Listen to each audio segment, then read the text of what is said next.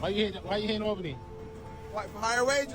For higher wages. Here in Albany to fight for higher wages for DSP workers. For that budget, brother. Local 888.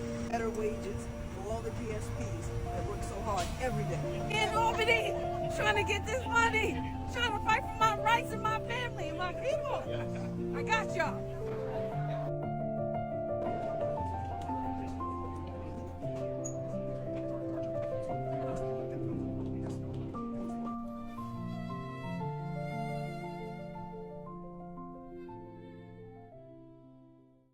So we're just asking for a percentage, a livable wage, and not for it to go to the executives where they get to make whatever decision they want to do with the money. They get the bonuses. And they can decide how it's dispersed. They don't have to give it to the workers, the people doing the actual work, the hard work. They can send it to whoever they want. Their salaries, if they want. This Article 7 language requires a percentage of it to go to workers. But we need our fair share. The language of the Article 7 is about 4%. The 4%, 3% should be direct to care worker. They're in the front line. I'm a grown woman. Walmart wages.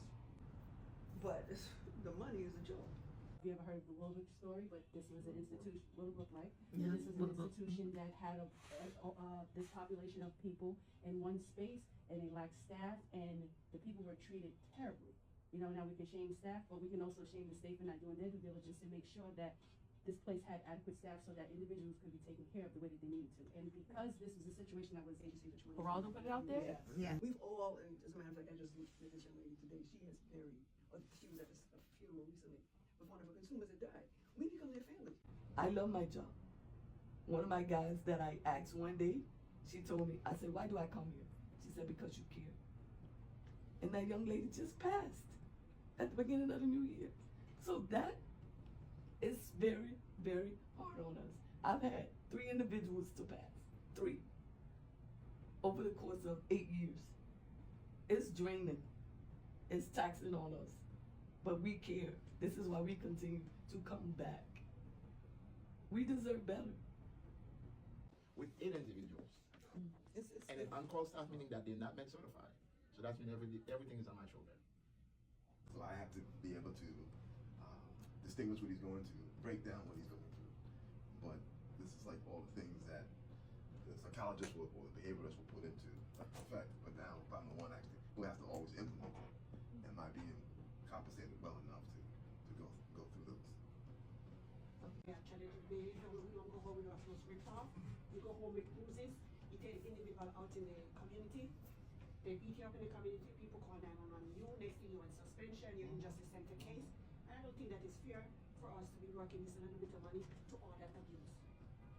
So I wish the governor could do something better for us because Just like recently that the snow that we had, me and her, we work 4 shifts, right?